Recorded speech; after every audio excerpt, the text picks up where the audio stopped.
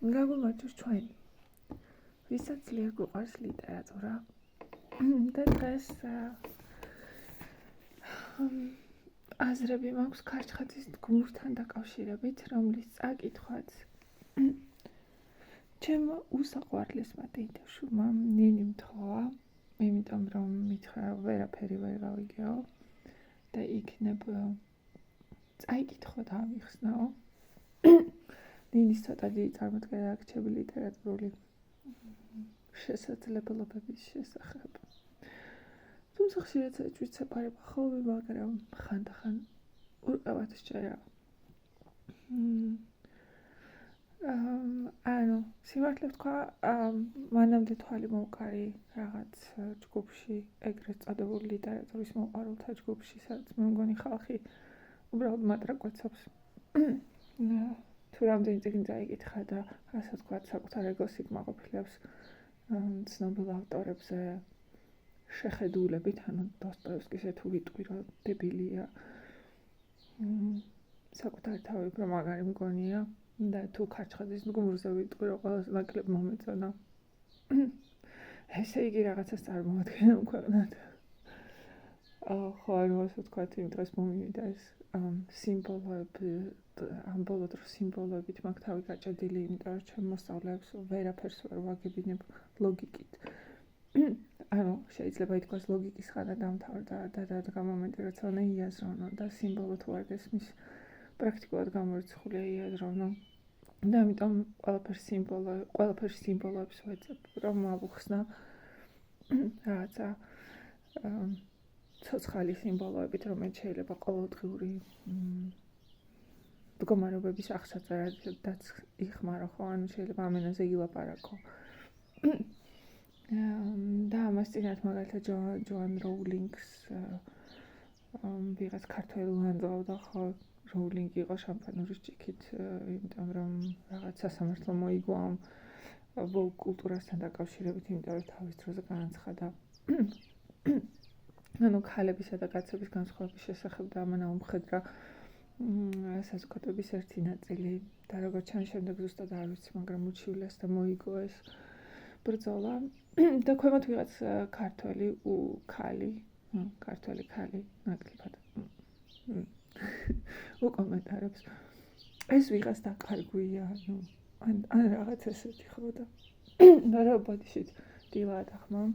ანუ რა დაფიქრდი, რა ატვაკეთებენ ადამიანები ამას, ანუ ეს გავს იმას, რომ ტურამ იპოვოს დაჭრილი, დაუძულებელი ლომი, თავს დაესხას, მოერიოს და თავდიდი ვინმე იგონოს, აღარ საქმე ისაა და ტურა ამ შემთხვევაში რეალურადაც არ ხვდება ლომს, ხო? ეკრანიდან უყებს და პლუს ლომი დაჭრილი არ არის პირიქით გამარჯვებულია, ანუ ძალიან ბევრი აცდენა. ხო, რაც შეეხება მდგმურს. ანუ მდგმური ძალიან საინტერესო რომანია, ისე როგორც ქარჩხაძის ყველა ნაწარმოები, მაგრამ აქ ჩემი აზრით ყველაზე მეტად რაც შეიძლება რომ ჩასჭიდო სიყვარულის ფილოსოფიურ მხარეს ხელი და გაჰყვე მას და დაწერო ისე რომ პრაქტიკულად არ ვიცი, ძალიან უცნაური შეგრძნება, იმიტომ რომ ყველაფერი რაც აქ წერია, მეც მაქვს გამოცდილი,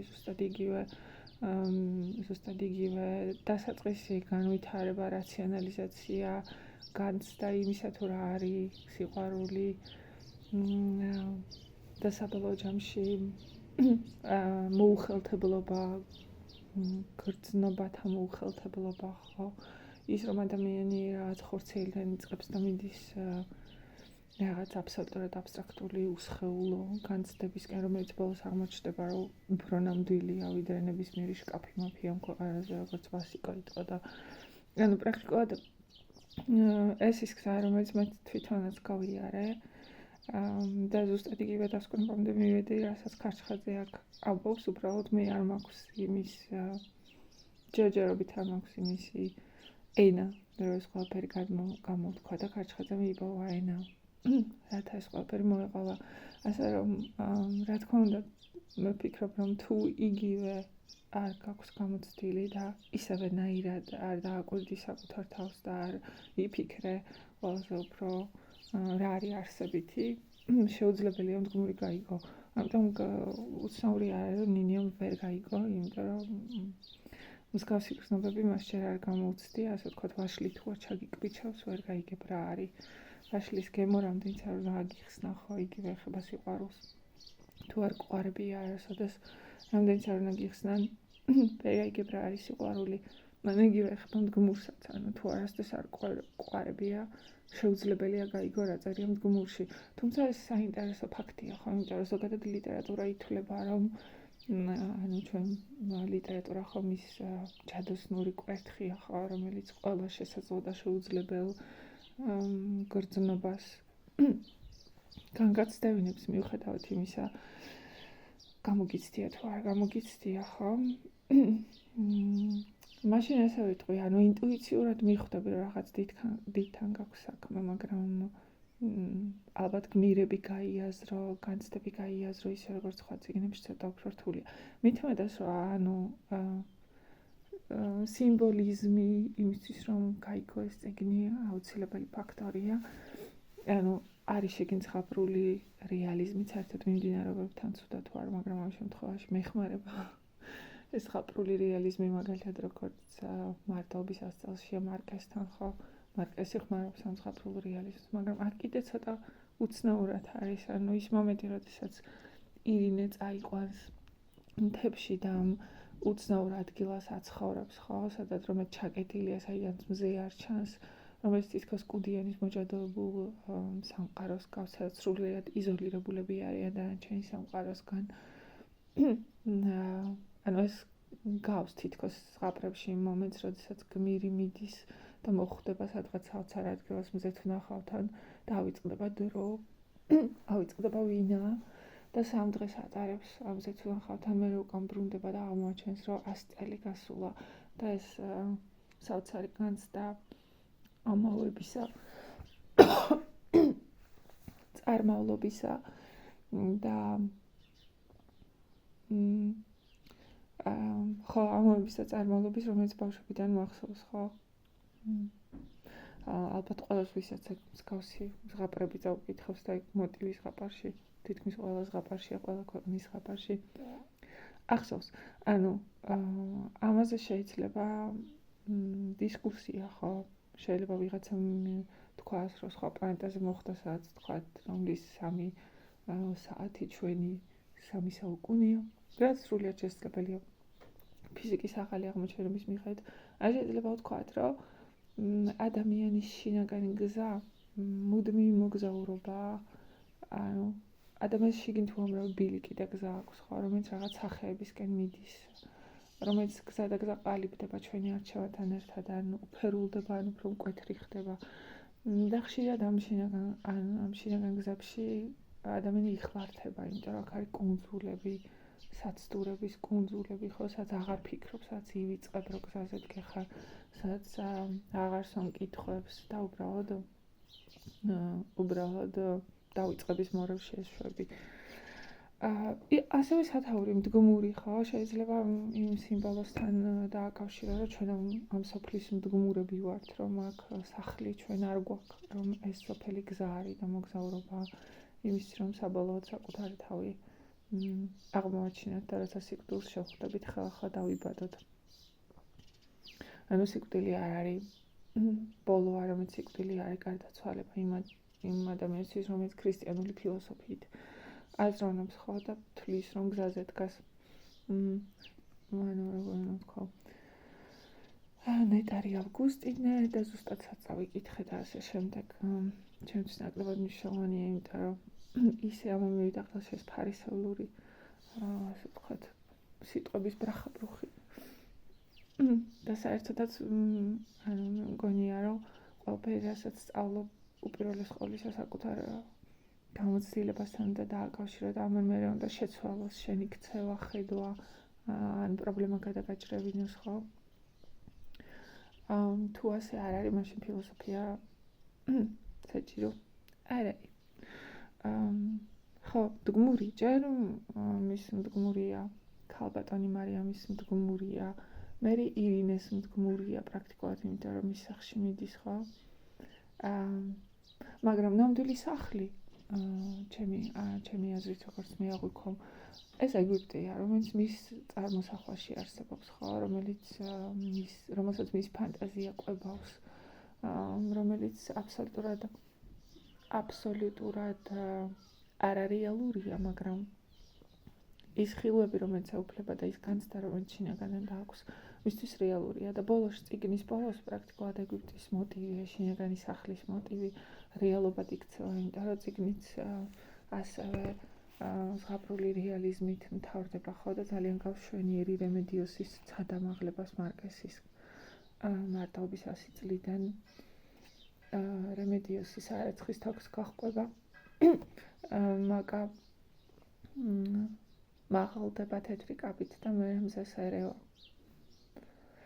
რაც ასე უამრავ ასოციაციას იწევს და ძალიან საინტერესო ფაქტია, მაგრამ აქამდე მივალთ იმედია ძალიან ბევრი დრო არ დამჭირდება და ძალიან ბევრს არ ვილაპდებ. ხო, მე ვთქვი, რომ აბსოლუტურად ყველა ადამიანი, ვისაც უყვარდება ამ მომენტებს გადის. თუმცა შეუძლებელია ამ მომენტების ხელოვნურად გამოწვევა, ან დამახსოვრება, ან გაგება ბოლომდე და შემდეგ გამგზის, ვთქვათ, ან მიბაძვა, ამითაც არის ალბათ მდგმური გამორჩეული, ხო, რომ სხვადასხვა გმირებს შეიძლება მიბაძო გარეგნულად, მაინც რაღაც ქცევით, მაინც და იმდენად მდგმურში იმდენად მხოლოდ შინაგანი ხაზია, შინაგანი განცდების ხაზია, რომ პრაქტიკულად შეუძლებელია რამეს აქედან მიბაძო და ალბათ ამიტომ ჩდება ეს უცნაურობის განცდა, ხო? რომ რაღაცებს იგებ, მაგრამ საბოლოო ჯამში წარმოქმნა რაღაცას იგებ. მე ძალიან კარგია, იმიტომ რომ როგორ იწყებს პირველ თავს კი მეტამორფოზა და როგორ იწყებს, ხო? მეტამორფოზა ეს არის, როცა მეტამორფოზა ალბათ იმიტომ ჰქვია, რომ მაკას ხვდება და მაკა მასში აცოცხლებს იმ შინაგან, ასე ვთქვათ, საკვებს აძლევს იმ შინაგან განცდებს, რომელიც აქამდე მხოლოდ მისი იყო და უცბად განსხვავებულს ხედავს მაკაში, ხო? თავიდან ეს იწყება მხოლოდ გარეგნული მიმსგავსებით, მაგრამ მერე ნელა ძალას იკრებს და საინტერესო ის, რომ ადამიანი აბსოლუტურად მოუმზადებელია ამ გრძნობებისთვის, ხო? კიდევ ერთხელ ვიძახი, რაღაც რომანტიკულ ფილმებს ვუყურებ, რაღაცას კითხულობ სიყვარულზე, მაგრამ ყველაფერი რაც სიყვარულზე გონია ბაძვა და დაცლილია შინაგანი განცდისგან, რაც უამრავ ადამიანს ჭირს დღეს, ხო, განსაკუთრებით. კატა.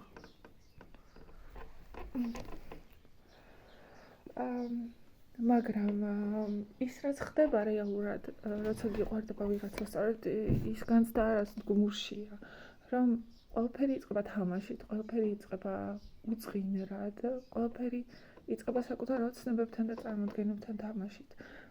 მერე თითქოს რაღაცას მოჰკრავთ ხალხს, რომ რაღაცა შტრიხი, რაღაცა ხაზი ადამიანში ამ შენოცნებას ემთხვევა, ხო? მაგრამ ისევ თამაში გონია ეს. და მერე ნელ-ნელა მერე იწყება კონფლიქტის მომენტი, რომ შენ თავს უმტკიცებ, რომ ესეც ისეთივე ჩვეულებრივი საცდურია, ცდუნება, იმიტომ რომ ძირითადად ალბათ უყვარდებათ ისეთ ადამიანებს და სიყვარულის პირველი მომენტი ის არის, რომ საკუთარ თავს კატარა ბოდიშთან კატას გავიყვან.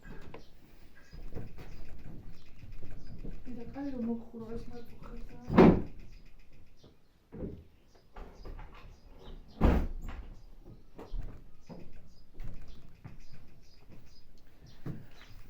ხო, იქ ვიყავით, რომ სიყვარულს გარკვეული თავისუფალი ნების შეგრძნება სჭირდება, ხო? და თავისუფალი ნება იწყება იქიდან, რომ გონებას усმენ. გონებას усმენ, რომელსაც გაღვიძება არ ჭირდება, რომელიც ისაც გაღვიძებულია და გონებით ცდილობ რაღაცების სამყაროს შეცნობას და გონებით, როცა სამყაროს შეიცნობ, კონფლიქტი ნაკლებია და ადვილია ყველაფერი, იმიტომ რომ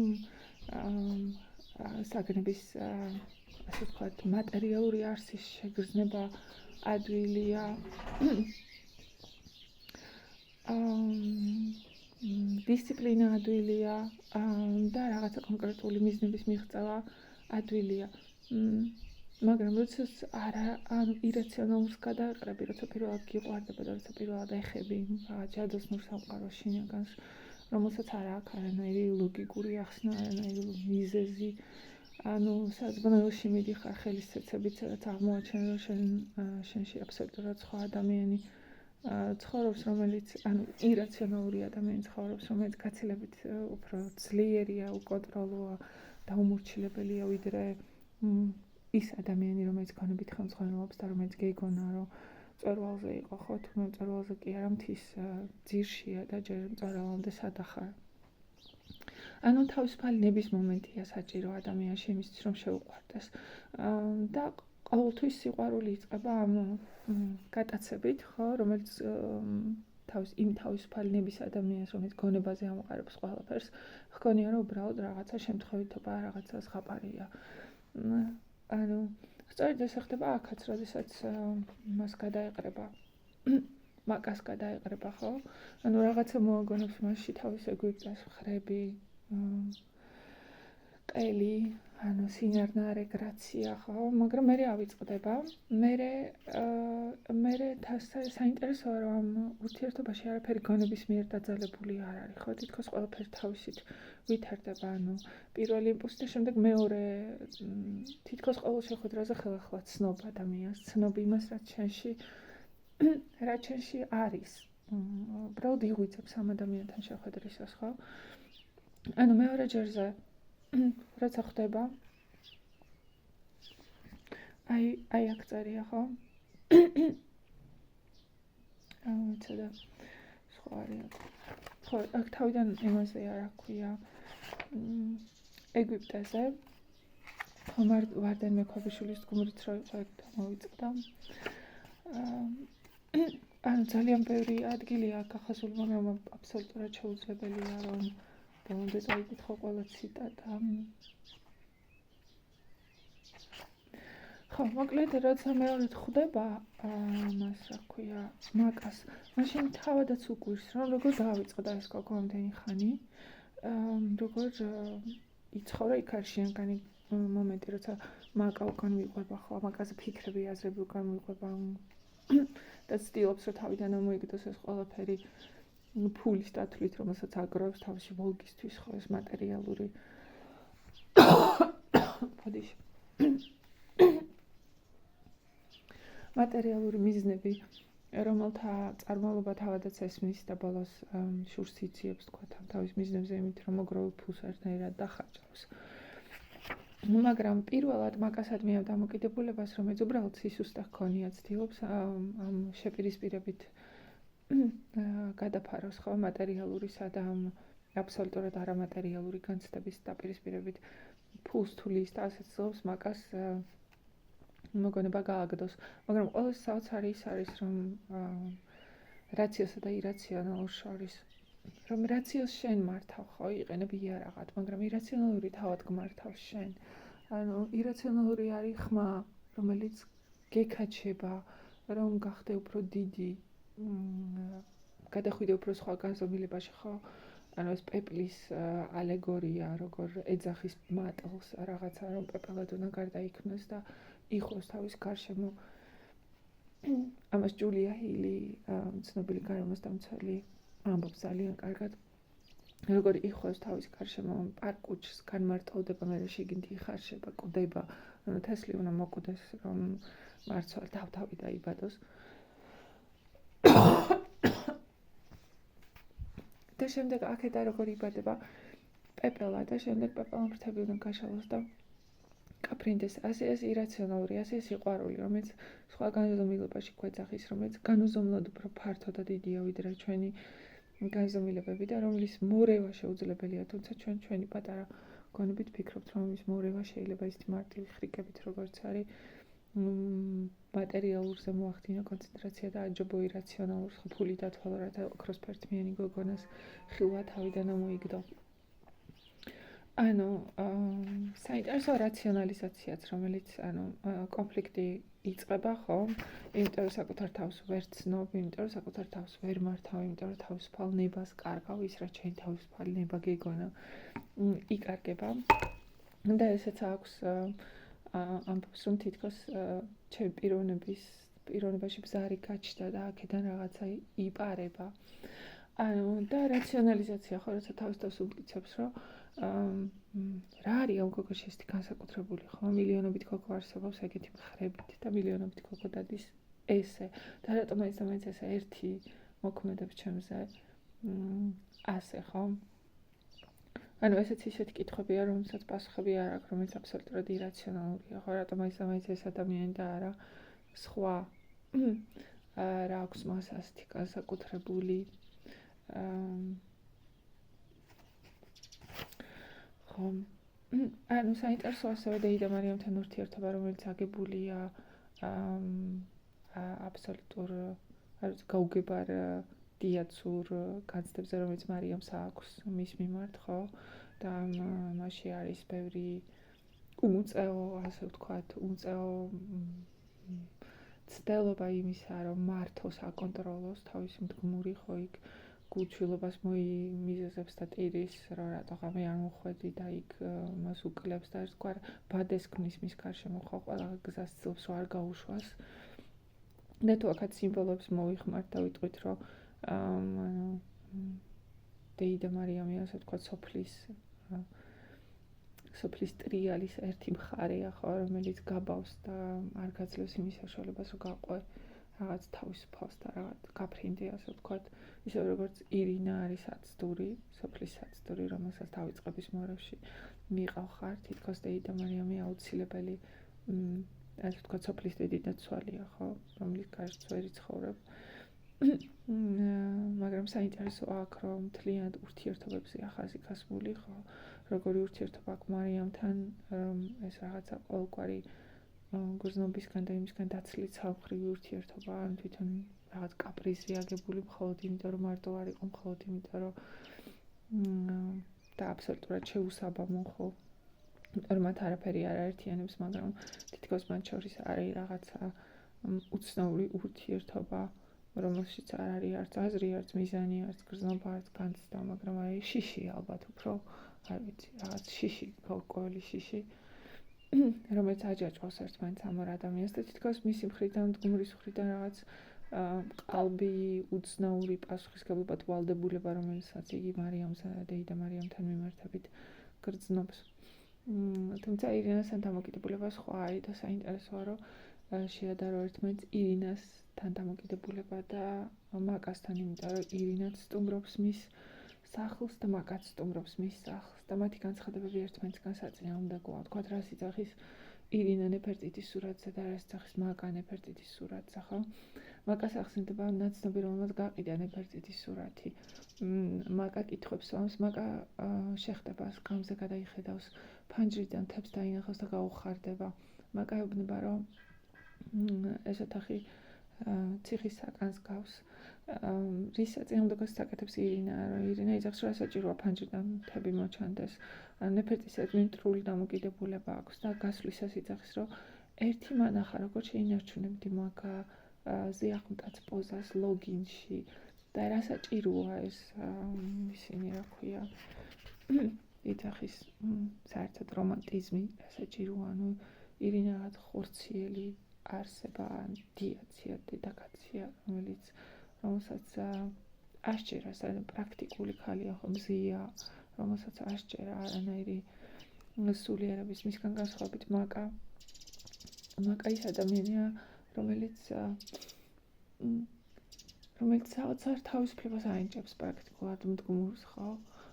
უსმენს, არ განსჯის, კრიტიკულია, ყვება მის შინაგან განწყობებს, მათი ურთიერთობა საოცრად ჰარმონიულია და ზოგადად როცა ადამიანი გიყვარს, განცდა ამ სიყვარულისა პრაქტიკულად მეორე ადამიანთან მიმართებით სწორედ ესაა, რომ ის ხარ, ვინც ხარ, ყოველგვარი გარე ფაქტორების, ყალბი, ვალდებულებების, თამაშის, ომის და რაღაცა კონკრეტული მიზნის გარეშე, ხო, იმიტომ რომ ირინასთან კონკრეტული მიზანია, ირინასთან სხეულია მიზანი, ხო, იმიტომ რომ სხეულს უყურებს და ყველაფერი ფიქრი და აზრი თავიდან მიდის, ერთადერთი სურვილი აქვს და ორჭოფობაც და ფიქრების და კითხვებიც ამაზეა, ხო, რომ უნდა რა უნდა მაშინ, როცა ჯერ მაკოცა და მე ნახევრად გახდილი ლოგის ჩაწვა თუ ნამდვილად გახდილი და მე გამაგდო, ხო, იქნებ ეს დიაცური ისინი იყო, ფიქრები და აზრები დაკავშირებულია კონკრეტულ მიზანთან, რომელიც ასე ვთქვათ, რომელიც ავსებს ქვეყნიერებას ამ მიზნის გარეშე, გარდა არაფერი არ არის და რატო გინდა საერთოდ არ ფიქრობ ამაზე, იმიტომ რომ როგორც თვითონ ძაფის ბიოლოგიური კანონიო ისე ძლიერია, რომ ვერ მოერევიო, ხო, ვნება, ჩვეულებრივი ვნება, რაც მაკასთან საერთოდ არ არის, იმიტომ რომ მაკასთან არის ღიაობა, მაკასთან არის აზრები და ფიქრები, რომელიც ყალებით მოედინება, მაკასთან არის განცდა რაღაც განსაკუთრებული მოწიწების, მაგალითად, როცა ქუჩაში აედევნება ჩუმად და მე შემჩნევს, რომ მაკას უკან მიმავალმა ასე ვთქვათ, მოქალაქეები თითქოს ერთ წყობში ჩადგნენ და მას აუწყეს, ფეხს აუწყეს თავიანთი სიარული და მაშინ თავს ისე გრძნობს თითქოს რაღაც დანაშაულზე წაასწრეს, არ უნდა ამათი ნაწილი იყოს, ხო? და სასწრაფოდ გამოელაპარაკება მაკას, მაკასთან კონკრეტული მიზანი არ არის, მაკასთან მხოლოდ გრძნობათა და ემოციათა ღვარია, ხო? ხელით შეეხები და თითქოს მაჯას ქუჩაზე გადასვლის დროს მანქანამ რომ არ გაიტანოს მაჯაში წასწოდება და ეს უცებედი შეხება იმხელა ემოციურ მას ბადებს მის შიგნით, ხო, თითქოს მზე დაიბადა შიგნით, თითქოს გასხივოს და საინტერესოა, რომ კიდე ერთხელ ვიძახი, ხო, ვისაც სიყვარული არ გამოუცდია მსგავსი იფიქრებს, რომ ეს ყველაფერი მოგონილია, მაგრამ ჩემთვის მაგალითად სრულიად გასაგებია განცდა, ხო, როდესაც უცებეთი შეხება, ფიზიკური შეხება მეორე ადამიანთან ისეთ განცდას გიტოვებს, თითქოს რაღაც ახალი მზია ბრტყვილდა შენში, თითქოს რაღაც ახალი გრძნობათა და განცდათა ისეთი სხვა დაიბადა, რომელსაც წარმოდგენა არ ჰქონდა და ეს ყველაფერი მხოლოდ ერთი უცებეთი შემთხვევითი შეხებით და ამას არაფერი საერთო არ აქვს ახორცობასთან, იმიტომ რომ ახორცობა ძალიან კარგად აქვს ახასიათებული ირინასთან დაკავშირებით უბრალოდ ვნება. და ეს მუდმივი სწრაფო ადამიანისა, ხო, როგორ მოათავსოს ორი ასეთი განსხვავებული რაღაცა ერთად, როგორ შეიძლება ირინა და მაკა ერთად იყვნენ, თუმცა მე ეს ხილვაც აქვს, მაშინ უყურებს ელანდება ბურსში, როგორ დგებიან ისინი ერთმანეთის გვერდით და ამბობს, რომ მაკა გაზაფხულია და ირინა შემოდგომა. და ორივე მშვენიერია.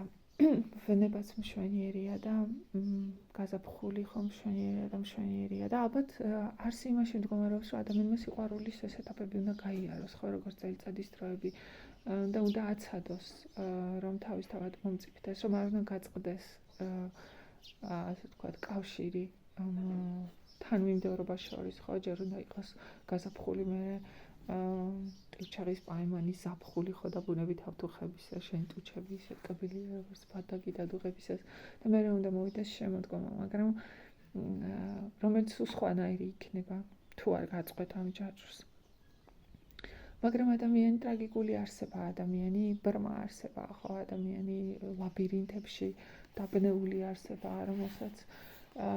რომელსაც დიდი ტკივილების და ბევრი შეცდომის ჩადენა მოუწევს ამ გზაზე, ხო, იმიტომ რომ ძალიან არაადამიანურად, ზეადამიანურად რთულია ამ გზაზე გზის გაგნება და საინტერესოა, როგორ აღწევს ამ დავიწყების კუნძულიდან თავს, ხო, როცა გადაწყვეტს, რომ თაზე უნდა ავიდეს, იმიტომ რომ ჩდება აზრი, რომ თაზე უნდა ავიდეს და ზოგადად ყველაფერი რაც ირაციონალურია, რაც ჩვენ ღვთაებრს ვეძახით, რაც იმ განზომილებისკენ მიყავხარ, რასაც სიყვარული ჰქვია, იწყება ასე, რომ ჩნდება რაღაც აბსოლუტურად შემთხვევით, რასაც შენ ვერ აკონტროლებ, იმიტომ რომ ის შენზე დიდია, ის განზომილებაა, რომელამდეც შენ უნდა გაიზარდო, მაგრამ შენი ადამიანური სისულელით გონია, რომ მისი გაკონტროლება შეიძლება. ადამიანური სისულელები არ გამახსენებთ. ამ ბოლო დროს განცდა მაქვს ისეთი, რომ სეთურის საზოგადოებაში ვცხოვრობ, სადაც ყრუმუნჯი ისევ ორმოში ზის და პოლიხრონიოს აზეპირებინებს დიაკვანი ხალხს, იმიტომ რომ ჩემი მოსწავლეები მოდიან და მთელი წლის მუშაობის მერე და მთელი ამ ასე ვთქვათ, ტვინისწყლეტვის და გარღვევების და ემოციური აფეთქებების და ახალი მასალის მოძებნის დამუშავების და სერიოზული შინაგანი მუშაობის მერე, რომელსაც მათთვის ვაკეთებ, მოდიან და ეს დრამის მეკითხებიან. და გამოცდელმა იცის ამ სიმბოლოს, რომ ვიყენებ, გაიგებს გამოცდელი, აი მაგალითად ის ქალი მე 60-მებს რა ქვია, ეროვნულებს და ბავშვები იძახიან, რომ ვთქვათ, იმან ზუსტად იცის გამოცდაზე რა უნდა დაწერო და ამ დროს შენ ღმერთო ჩემო წარია ცხოვრება და ბოლოში ზუსტად ეს მონოლოგი ამას ემსახურება, ხო, როდესაც უსახკარო, როდესაც მარიამთან დაბრუნდა და მარიამთან რირას გამოეპარა, ხო, იმას ვამბობდი, ხო, რაღაც ეძახის თაზე უნდა ავიდეს და ამ თაზე მე წყავს პოულობს ხე ბოროტისა და ნათელი ესა, ხო, და წყავის მაშინ ღამეს რო ათენებს მოდის მეორე კაცი, რომელიც თვითონ არის, რომელსაც უკან დაბრუნება უნდა, ხო, ის ზუნებას თანაყოლა უნდა, როცა გადახურავს ცისირიდან დაბლა და ფიქრობს, რომ მინდოდა რა წამოვედი იქ, ხო, ცეცხლიანთია იქ, ხო, ირინა მელოდება. და ამ კაცს კლავს და სცენა იმისა, რომ ამ კაცს კლავს აბსოლუტურად გუგრილად, ანუ საკუთარ თავს კლავს, ესეც სრული რეალიზმითაა დახატული, იმისთვის რომ გაგაგებინოს რამდენად ტკივნეულია საკუთარ თავში მეორე ადამიანის მოკლა, იმიტომ რომ დაიბადო ის ძველი ადამიანი უნდა მოკვდეს და იმ ძველი ადამიანის მოკლა ისეთივე საზარელი საშიში და მტკივნეულია, როგორც რეალურად ცოცხალი ადამიანი მოკლა.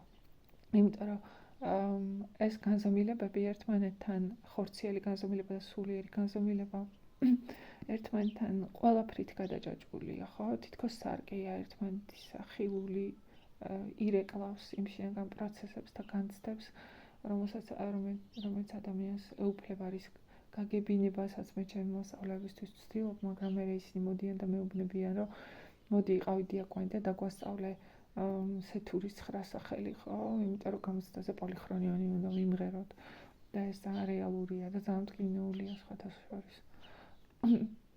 და ხო ის საკითხი სხვა არის კიდე რა გვეშველება ქვეყანაში, სადაც კომუნიზმი აღარ არის, ანუ და მაინც ყველა თავის ნებით პოლიხრონიონს ღერის, ხო, ანუ ამ ხალხს უნდა უთხრა სეთური მოკვდა, ანუ შეიძლება დაიშალოთ, არავინ აღარ გაძალებთ იმის 9-ს, რა ქვია. გვირაბის 9-ს ის ყრუმუნჯიც გადაიკარგა, მაგრამ არა, წარმოიდგენენ რომ ყრუმუნჯი ისევ იქა, სათური ისე ცოცხალია, ასე ვთქვათ, მაგათი ეგვიპტე ეგ არის. ხო, აი ესეთი მონოლოგი აქვს ბოლოში, ხო, რამდენი ტანჯვა გავიარე, სანამ გიპოვიდე, ჩემი სხეული ჭრილობებითაა დასერილი. ზოგ ჭრილობას შეცდომა ჰქვია, ზოგს შეცოდება, ზოგს სიბეცე, ზოგს სულმოკლეობა, ზოგს სასწარკვეთა, ზოგს სილაჩრე, ზოგს უმადურობა, ზოგს დაცემა, ზოგს მონობა, ზოგს ღალატი. რამდენჯერ დავბერდი, რამდენჯერ დავმარცხდი, რამდენჯერ დავმავიწყდი და რამდენჯერ გამახსენდი. სად არ ვიხედიალე, რა არ ვნახე, რა არ გამოცადე. ხელფეხშეკრულიც ვიყავი, შეჩვენებულიც ვიყავი, სხვისი შემყურეც ვიყავი, იმედგადაწყვეტილიც ვიყავი. დილეგის გემოც გავიგე, ჭაობის სუნიც გამოცადე. ვის არ გაუბრიყვევი ვარ, ვის არ მოუტყუები ვარ, ვის არ დაუმონები ვარ, მაინც ყველას ვუღალატე. მაგრამ ღალატი მაცდური ყოფილა, საკუთარ თავსაც უღალატა და მოღალატა შევიქმენი. ამის გამო მუდამ მეზიზღებოდა ჩემი თავი, გრძნობდი როგორ ვიხსნებოდი და მუდამ მეზიზღებოდა ჩემი თავი. მაგრამ მოღალატე მხოლოდ სხეული იყო, სული კი ყოველთვის შენკენ მოისწრაფოდა, სხეულის სიმძიმეს ვერ ერეოდა და ამიტომ ვერ მოაღწია შენამდე. სად არ ვიყავი, ცეცხლის გამოვიარე, წყალიც გამოვიარე, ლაფიც გამოვიარე, ციცაბო აღმართიც ბევრი შემხვდა, დაკიდებული თავდაღმართიც, ცეცხლმოდებული უდაბნოც და გაუვალი ტყეც. ყველაფერი შემხვდა, ყველაფერი ვნახე, უკვდავი ღმერთებიც ვნახე, ხან მომღიმარე, ხან პირგამეხებული. ის კაციც ვნახე, ვინც საკუთარი თავი უფრო იწამა, ვიდრე ყოველი შემძლე ღმერთები. ის კაციც ვნახე, ვინც უკვდავების საძებნელად მთელი ქვეყანა შემოიარა და სიცოცხლე შემოჩნეულად შემოაცვდა ხელში. გონიერების უგუნურობაც ვნახე და უგუნურების გონიერებაც ვნახე, როგორ იშლებოდა მთელი ნაწილებად და რაოდენი თავგანწირულობით ისწრაფოდა ნაწილი მთელისკენ. რამდენჯერ ამეებნა გზა, რამდენჯერ მიმოვიხედა შეშნებულმა და სადავარ მეთქი ჩემ თავს კითხე. ყოველთვის სხვაგან მერჩივნე ყოფნა და ყოველთვის გავარბოდი. ბოლოს მაინც აქ დაბრუნდი, დაღლილი და იმედ გადაწყვირული და უცებ ჩემ არსებაში ამღერებული ბავშვები შემოვიდნენ და მან უგეშეს და მივხვდი, რომ მუდამ მეომარი და მიჯნური ვიყავი და უხსოვარი დროიდან ხვლით ვიკაფავდი გზას შენკენ, მაგრამ სულში მოღალატე მეჭდა და შხამს მაწვეთებდა, გზას მიბნევდა, მაცდუნებდა, ხმალს მიჩლუნგებდა. ხან ვაჭრად მაქცია, ხან მათხოვრად, ხან გულხარბად და შურიანად და დრო მოვიწყდებოდა, რომ ჩემი სიცოცხლე შეიძლება იყო, ამიტომ ვიპოვე გვიან. ბოლოს მოვკალი მოღალატე, მაგრამ ის კი აღარ ვიცი, მე თვითონ გადავრჩი თუ არა ცოცხალი. ყველაფერი გამოცადე და ბევრ რამეს მივხვდი და გვიანებული მივხვდი, რომ მძიმეა და მტკივნეული, მაგრამ ცუდი მაგალითიც ხომ ისეთივე კარგი მაგალითია, როგორც კარგი მაგალითი. შესაძლებელია კაცის ცხოვრება კი არა მიჯნა, ამიტომაც ახლავს ამდენი ტკივილი, მაგრამ ეს მიჯნა მაინც ჩვენი ცხოვრება ყოფილა, თურმე ყოველი კაცი წინაპართა ბოლო წერტილია და ეს წერტილი ისე უნდა დაისვას, რომ კარგად დააჩნდეს. რა გვიან გიპოვე, რაც არიელი შევხვდი მზის ამოსვლას, მოღალატეც მოვკალი, ვაჭარიც, მათხოვარის, ხარბიც და მონაც. ახლა მხოლოდ მეომარი ვარ და მიჯნური, მაგრამ დავიგვიანე, რადგან შენ წახვედი, გაქრიო, ოცნებად იქეცი. როგორ მიყვარდი და როგორ დაკარგე, მე მაშინ დაკარგე, როცა მონუსხულივით ვიმეორებდი. ხვალ გვიან იქნება მეთქი და ადგილიდან კი არ ვიწროდი. შენ გაზაფხული იყავი, გაზაფხულის დღესასწაული ვარდებით მოფენილი მდელო, სიზმარი როცა დაფრინავ და იზრდები. მე მივატოვე გაზაფხულის დღესასწაული და რთულში წავედი, გაშილ სუბრას მიუჯექი, დავთვერი და როცა გამოფხიზ დიდი გრძენი, რომ სიცარიელე გველივით დაძრებოდა სხეულში. და გაზაფხული მზესავით ჩავიდა, მაკა, სად ხარ მაკა. ბაგები შეიხარდა და ჩემს კერთან და გულში წყნარა ჩამჩურჩულა ყველგან. უცებმა მეჩვენა თითქოს ხრებია ოთრთოლდა და შიშმა შეძრა. მაკა თავი გადაუწია, თვალებს ჩავხედე. ნუ გეშინი არ ვიტირებ, წყნარად მითხრა. იღიმებოდა და ღამეს ანათებდა. არ იტირო, მეც გავიღიმე, მაგრამ ჩემი ღიმილი მისი ღიმილის სინათლეში უკვალოდ იკარგებოდა. სადღაც ავწდით ერთმანეთს და ახლა რთულ ლაბირინთში და სხვადასხვა სივრცეში მოვხვდით. ეტყობა ადამიანური ხუთი გრძნობა, საკმარისი არაა იმისათვის, რომ ერთმანეთის სივრცეს მივაგნოთ. ხელები ხელებში ჩამკიდა, თვალი თვალში გამიყარა, უკან წავიდა, სანამ კლავების სიგრძე გვეყო, ხელები არ გაუშია. ნელა მიიწევდა უკან ბოლოს გამიშვა. მე ვიდექი ხელებ გაწვდილი და თვალებში ვუყურებდი, ისიც თვალებში მივუყურებდა და უკან მიდიოდა. მე რომ სუბუქა დასცდა, მიწას ჰაერში ავიდა, თეთრი კაბა ეცვა, მიდიოდა შორს და მაღლა. მე ვიდექი ხელებ გაწვდილი, ის მშორდებოდა და უკვე აღარ იყო მაკა, თეთრი სინათლე იყო, რომელიც მაღლა იწევდა, თან იზრდებოდა და ცასკათენებას ავითეფინებოდა. ცის კიდეს რომ მიაღწია მზის შუქს შეერია. მე ვიდექი ხელებ გაწვდილი და მზეს მონოსხული შევცქეროდი. ანუ თავად ეს მომენტი ხო, როცა სათბოს სახება, ჯერ პირველი რომ სათბოს სახება ეხმაურება შენში რაღაცას, რასაც არ გაუღვიძია ხო, მერე გზა, რამდენადაც წინააღმდეგები ამას როგორ იშველიებ, მას რა ქვია, რაციოს, რომ თავი დაარწმუნა, რომ ეს დიდი არაფერი არ არის. მერე თითქოს არ ვიცი, შეჩვევა იმასთან, რომ მეც აღარაფერს ეძებ, თითქოს რაღაც სტაგნაცია, როდესაც შეყვარებულთან ერთად დაეხედები აქეთ-იქით და თითქოს რაღაც ლოგიკური ბოლო არ დგება და არც ფიქრობ ლოგიკურ ბოლოზე, იმიტომ რომ გიყვარს ლოგიკურ ბოლოზე არ ფიქრობ, არ ფიქრობ ქორწინებაზე, არ ფიქრობ ცისულელებზე, ხო, უბრალოდ ეს წამია, ეს მომენტია, ხო, ის განცდათა სიღრმე და ასე ვთქვათ, ის არის, რომელიც აუცარია, იმიტომ რომ შენში აღვიძებს ჯადოსნურ სამყაროს, რომლის კვლევაც არ გბეზდება, ხარ, რომელიც ცხოვრებას სრულიად სხვა მნიშვნელობას ანიჭებს, რომელიც აქამდე არ ნახულ სიბრძნებამდე მიგიყვანს.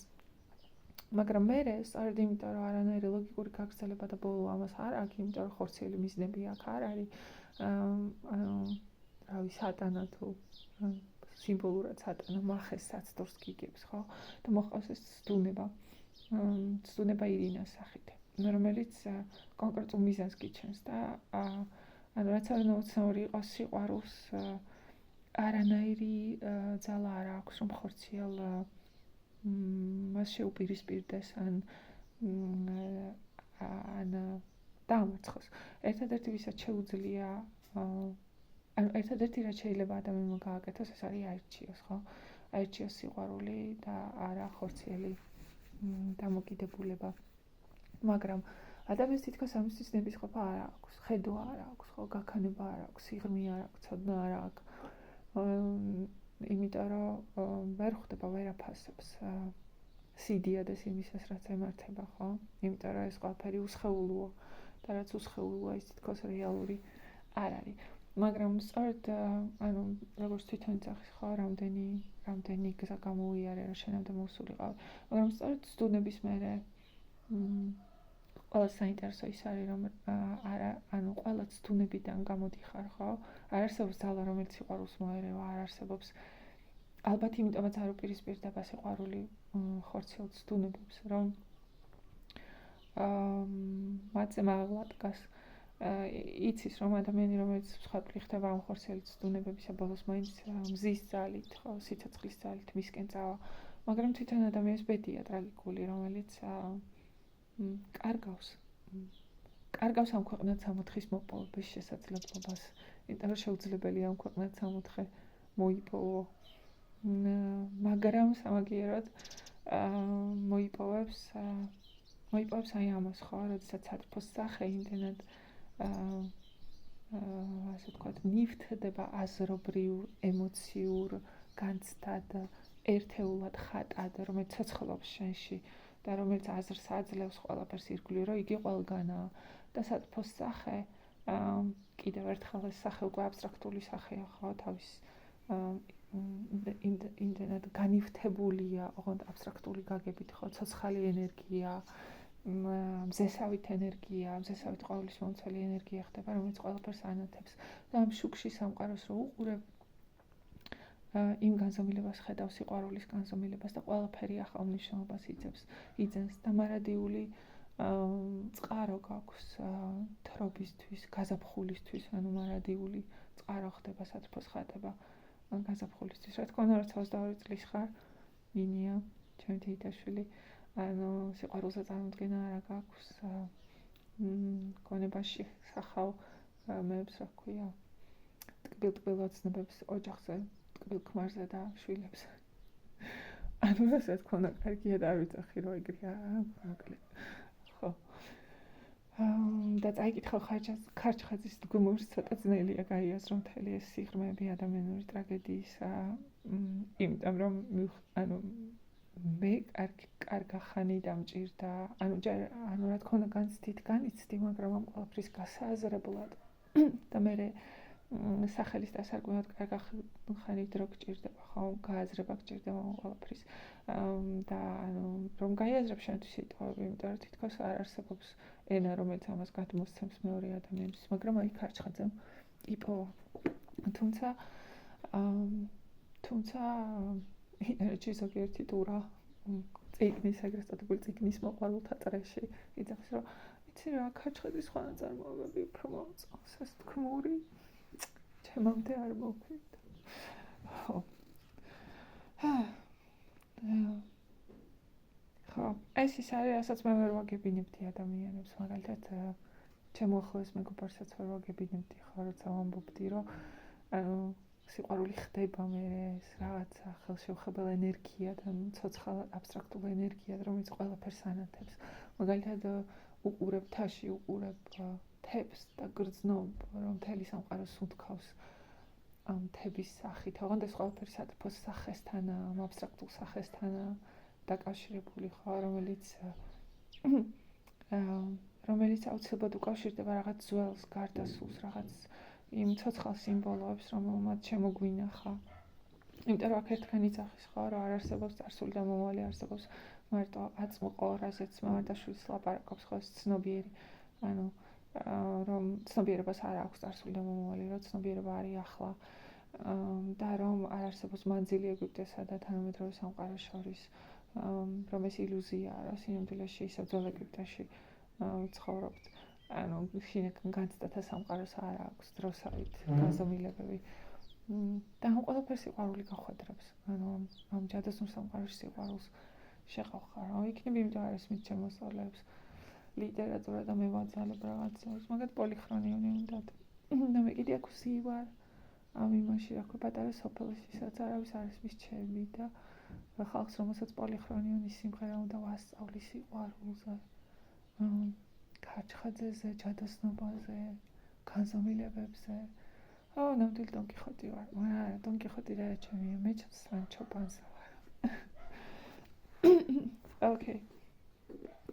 ანუ 44 წუთი და მე მგონი ჩემმა მონოლოგმა თავისი პათეტიკა მოწურა. წიგნი უზარმაზარია. რა თქმა უნდა შეუძლებელია ყველაფერი თქვა, რაც და ყველა მონაკვეთი წაიკითხო, რაც მასშია, მაგრამ ზოგადი მიმართულება მაინც და ჩემი განცდა შეიძლება უფრო ნათელს გახდის იმას, როგორია სიყვარული და როგორ წერს ქარჩხაძე სიყვარულზე ერთდროულად საოცრად რეალისტურად, რაც ანიჭებს მას დონ კიხოტურ განცდას, იმიტომ რომ დონ კიხოტი ეს არის რომანტიზმი დანახული რეალიზმის თვალით. იმიტომ რომ რეალისტისთვის რომანტიკა ყოველთვის ასაცილოა, ყოველთვის შეუსაბამოა, ყოველთვის გიჟურია, ყოველთვის გაუგებარია. და არის რაღაც დონ კიხოტური ხო? ქარჩხაძის ამ რომანში დიადი დონ კიხოტური, მარადიული ძრავის აპერპეტულ მობილესი. იმიტომ რომ სიყვარულს აღგიწერს სწორედ დონ კიხოტურად, ხო?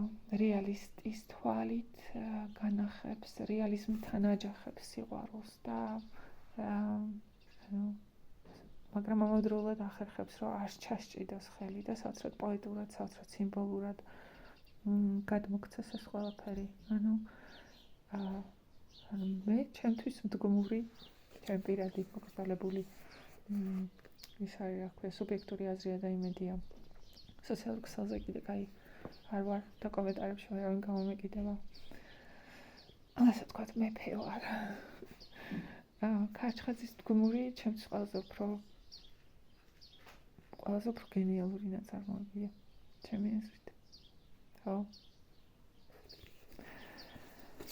გისურვებთ ჩვენი ერკვირა დღეს და ამით დაგემშვიდობებით. იმედია ნინიას კითხვას პასუხი გავიცით, თუმცა ნინია ამას მოусმენს თუ არა, ცალკე საკითხია, ალბათ არა. მაგრამ როცა შევხვდეთ პირადად, შევეცდები ავხსნა. კარგად, ზანდებოდეთ.